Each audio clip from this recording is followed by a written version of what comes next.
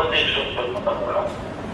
আগরতলা মামলার আসামি হিসেবে মুখ্যমন্ত্রী যখন ফাঁসি দেওয়ার চেষ্টা করেছিল, তখন আমরা ছাত্র সমাজ 11 দফা কর্মসূচি প্রণয়ন করে গণ অভ্যুত্থান সৃষ্টি করে আজাদ বঙ্গের মঙ্গল রুস্ত ভারতে ডক্টর শামসুজ্জামান রক্তের বিনিময়ে বঙ্গবন্ধুকে মুক্ত করে 22 ফেব্রুয়ারি মুক্ত করে 23 ফেব্রুয়ারি রেস্টুরেন্ট বঙ্গবন্ধু বলে দিয়েছেন।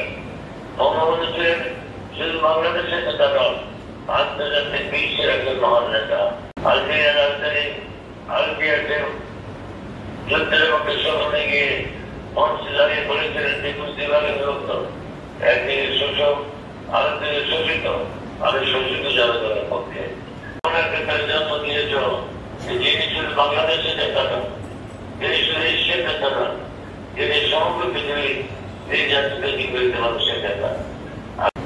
15 আগস্ট যারা বঙ্গবন্ধুর সাথে শহীদ হয়েছেন সবাইকে শহীদের মাধ্যমে দেয়, এই কামনা করে আপনাদের সবাইকে আন্তরিক ধন্যবাদ দিয়ে আমি আমার বক্তব্য শেষ করছি। খোদা হাফেজ। জয় বাংলা, জয় বঙ্গবন্ধু।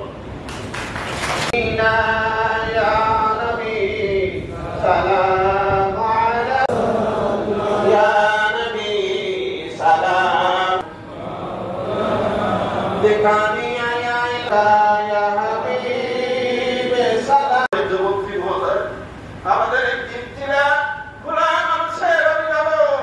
আমি অনেক জায়গায় বলে থাকি, অনেক সময় বলি যে তার থাকতে তাদের মর্যাদা বোঝা যায় না।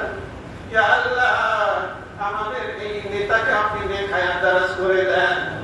আল্লাহ যতদিন বেঁচে আছে আমাদের এই গোলাবাসীর খেদমত করার তৌফিক দিয়ে দেন। আল্লাহ কাজ করে আমাদের মাননীয় প্রধানমন্ত্রী হাত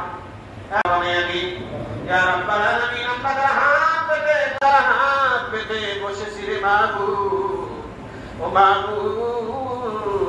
আমাদের দরুদ সালাম তো কোন রাইহান নামক ফেরেশতা দ্বারা সোনার মদিনা রহমাতাল লিল আলামিন প্রিয় নবীজির রওজা মোবারকে পৌঁছায়া দিন।